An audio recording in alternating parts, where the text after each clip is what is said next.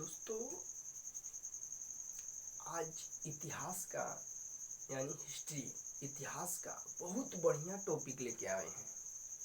आज इतिहास का बहुत बढ़िया टॉपिक लेके आए हैं जी के विदेशी यात्रियों से मिलने वाली प्रमुख जानकारी, यानी जो बाहर से यानी आउट ऑफ कंट्री यानी भारत के बाहरी भाग्य से बाहरी देश से जो लोग आए थे। कौन आए थे? राजदूत बन के आए थे, किसी चीज के रूप में बन के आए थे, यानी भारत से जानकारी लेने, भारत से घूमने के लिए आए थे। तो उन्हीं लोगों के बारे में आज हम पढ़ेंगे। भारत क्यों आए थे भाई? राजदूत बन के आए थे, घूमने के लिए आए थे, टूरिस्ट माने वीजा पे आए थे। उस समय वीजा चलता था, ईसा पूर्व की बात है। वीजा तो अब चल रहा है ना, पहले लोग ऐसे ही आ जाते थे नाव से ढिचिक करते। तो उन्हीं लोगों के बारे में आज हम पढ़ेंगे। देखिए, टॉपिक का नाम है देखिए, विदेशी यात्रियों से मिलने वाली प्रमुख जानकारी। विदेशी यात्रियों में कौन कौन आए थे, उन लोगों का सीरियल वाइज बांट दिया है कि आप इस विभाग से आए हैं, आप इस विभाग से आए हैं। सब लोग का अलग अलग विभाग बांट दिया है। देखिए कैसा विभाग बांटा है। यूनानी रोमन लेखक, भाई यूनान से जो इतना आए थे लेखक, इतिहासकार, राजदूत, तो उन लोग के बारे में एक अलग चार्ट बनाया गया है। 5 लोग आए थे कि 10 लोग आए थे कि 20 लोग आए थे कि 50 लोग आए थे। कहने का मतलब जो अच्छा काम किया, 50 लोग में 50 लोग आए थे, बहुत बढ़िया। लेकिन 50 लोग में 5 लोग ही अच्छा काम किए, तो हम 5 लोग के ही नहीं नाम लेंगे भाई। हम 5 लोग के ही नाम लें तो इतिहास में 5 लोगों का ही नाम दिया गया है। 45 कहाँ चले गए? तो 45 कुछ नहीं किए, घूमे फिरे गए, कुछ नहीं किए देश के लिए, चाहे अपने के लिए घूमे फिरे गए। तो उन लोग का कोई जानना भी जरूरी नहीं है। जान के क्या करिएगा, जो परीक्षा में भी नहीं करेगा। 3-4 लोग बहुत फेमस हैं जो आए थे यूनान से। इन लोग का नाम है यूनानी रोमन लेखक। देखिए कौन कौन आए थे। टेसियस, यह ईरान का राजवैद्य था। टेसियस कौन था? यह ईरान का राजवैद्य था। राजवैद्य का मतलब क्या होता है? राजवैद्य, जिस राज्य में बहुत बढ़िया वैद्य हो, राजवैद्य। जैसे लंका में नहीं थे राजवैद्य उपचार करने के लिए, ठीक उसी प्रकार मान लीजिए राजवैद्य याद करने के लिए राजवैद्य का मतलब होता है राजवैद्य। राज से चोट लग गया, वैद्य के रूप में काम करेंगे। तो टेसियस कौन था? यह ईरान का राजवैद्य था। इन्होंने अपने एक्सपीरियंस में लिखे हैं का भारत के बारे में इतना अफवाह उड़ा दिए हैं, उल्टा सीधा लिख दिए हैं कि बाद में इतिहासकारों ने इनकी जो ये लिखे थे, इनकी कहानी आश्चर्यजनक कहानियों में वर्णित था, इसलिए इन पे लोग विश्वास नहीं किए। अफवाहों पर आधारित था इनका कहानी। नहीं होते हैं अफवाह ज़्यादा, काम 2%, नाम 100%, वैसा ही मान लीजिए उनका थकान। अब उसके बाद आए वो गए, ये आए, तो उसके बाद आए हेरोडोटस। अब बताइए क्या बात है। हेरोडोटस को सब लोग जानते हैं। जो लोग नहीं जानते हैं मान के चलिए उनको इतिहास के बारे में नॉलेज नहीं है, साफ कह सकते हैं। जो कहना एकदम क्लियर कहिए। हेरोडोटस कौन था? बहुत बढ़िया। हेरोडोटस इतिहास का पितामह कहा जाता है। हेरोडोटस को फादर ऑफ हिस्ट्री, इतिहास का पिता हेरोडोटस को कहा जाता है। देखिए हेरोडोटस, इसे इतिहास का पिता कहा जाता है। इसने अपनी पुस्तक हिस्टोरिका, इनका एक पुस्तक है जिसका नाम है क्या? हिस्टोरिका। हेरोडोटस का एक पुस्तक है, क्या नाम है? हिस्टोरिका। इन्होंने अपनी पुस्तक में ये भी थोड़ा अफवाह ज़्यादा लिख दिए हैं कि भारत के लोग ऐसे रहते हैं, ऐसे करते हैं, ये करते हैं, वो करते हैं। इनका भी इतिहासकारों ने अफवाहों पर आधारित लिया, लेकिन उनके जैसा नहीं, बहुत कम अफवाह किए थे। लेकिन इनका हेरोडोटस का याद करना, इतिहास का पितामह थे। इनका एक पुस्तक है जिस पुस्तक का नाम है हिस्टोरिका। हिस्टोरिका कब हुआ था पुस्तक, मैंने कब बनाए थे, कब लिखे थे, कब आए थे, तो 5वीं शताब्दी ईसा पूर्व में भारत से आए थे ना। भारत में आए थे कहाँ से, तो ईरान से आए थे। ईरान से आए थे, ईरान के माने रहने वाले थे। ईरान को फारस भी उस जमाने में लोग बोलते थे। मेगास्थनीज, अब देखिए भाई, मेगास्थनीज जब आया तो मेगास्थनीज का देखिए क्या हुआ। मेगास्थनीज कौन था? मेगास्थनीज सेल्यूकस निकेटर का राजदूत था। मेगास्थनीज कौन था? मेगास्थनीज कौन था? मेगास्थनीज सेल्यूकस निकेटर का राजदूत था। किसके दरबार में आया था? तो यह चंद्रगुप्त मौर्य के दरबार में आया था।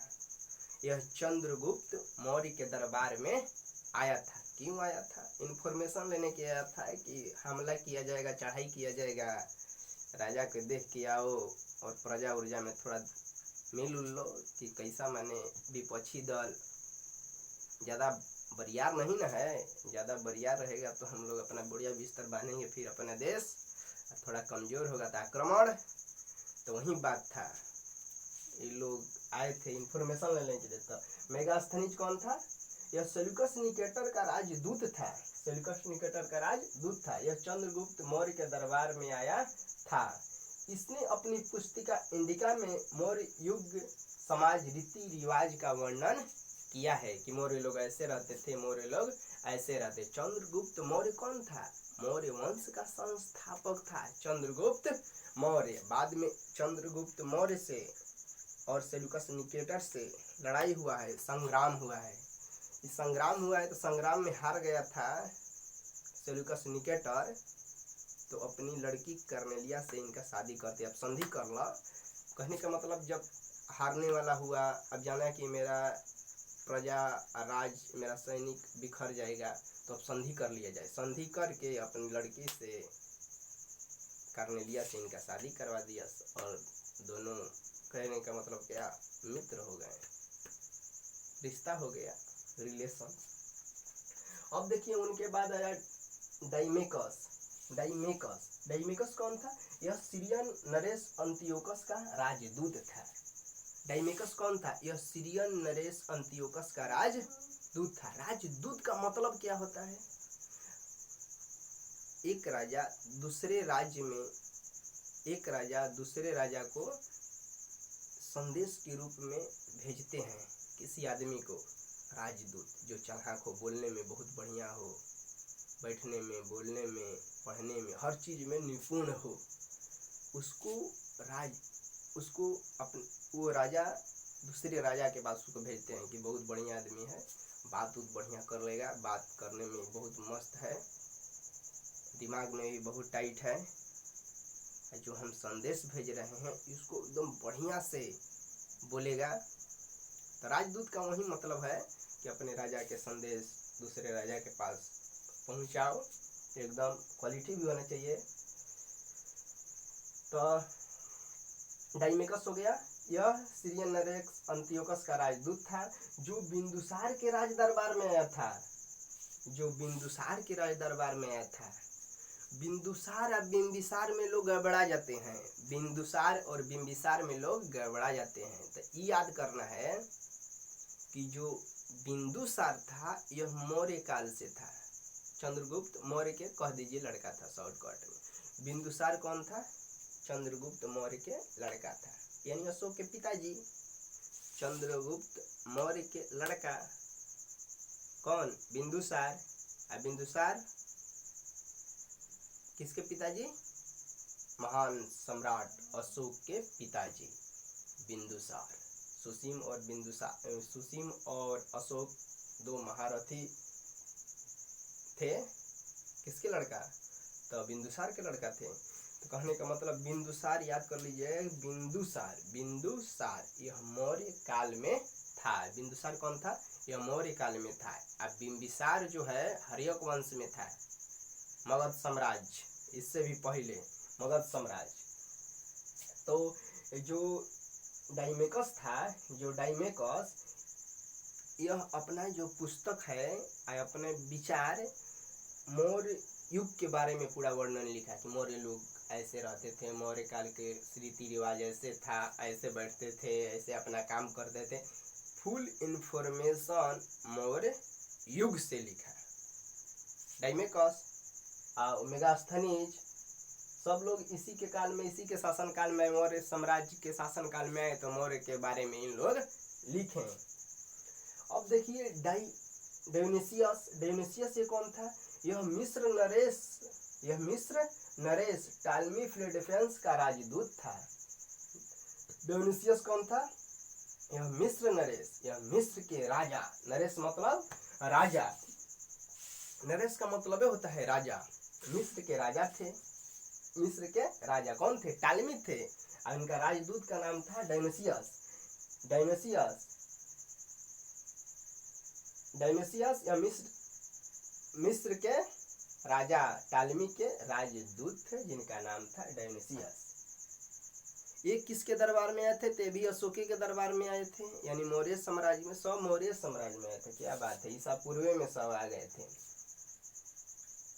ये अशोक के दरबार में आए थे। अशोक किस शासक से था? तो मौर्य में था, बिंदुसार का लड़का था, मौर्य साम्राज्य में आए थे, अशोक के दरबार में आया था। अब देखिए टालमी कौन था भाई? टालमी, इसने दूसरी शताब्दी में भारत का भूगोल नामक पुस्तक लिखी। बहुत बड़ा काम कर दिया था।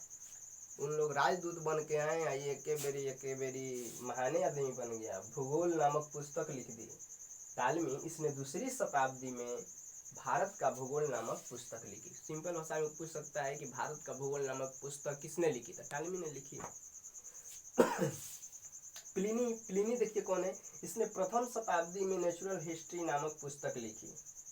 इसे भारतीय माने जो बुक लिखा, उस बुक में भारत के पेड़ पौधा, भारत के पशु,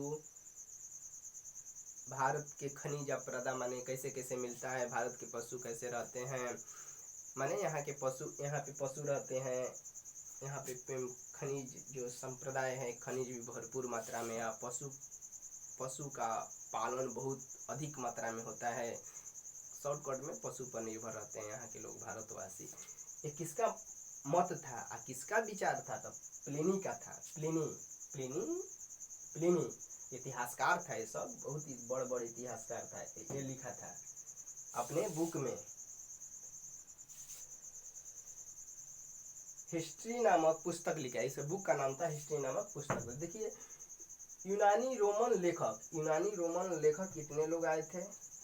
अब बहुत ही बेस्ट थे, अभी भी आई थे, इसलिए इन लोग के बारे में जानकारी बहुत जरूरी है। कौनों के बारे में आपसे पूछ सकता है। अब देखिए दूसरे नंबर पर चीनी लेखक आए। बी में चीनी लेखक आए। इन लोग के बाद चीनी लेखक का वर्णन है। विदेशी यात्रियों में इन लोग के बाद चीनी लेखक का विवरण है। चीनी लेखक में देखिए कौन आया था? चीनी लेखक फाहियान। यह चीनी यात्री गुप्त नरेश चंद्रगुप्त द्वितीय के दरबार में आया था। फाहियान किसके दरबार में आया था? तो चंद्रगुप्त द्वितीय के दरबार में आया था। फाहियान किसके दरबार में आया था? तो चंद्रगुप्त द्वितीय के दरबार में आया था, यानी गुप्त साम्राज्य में।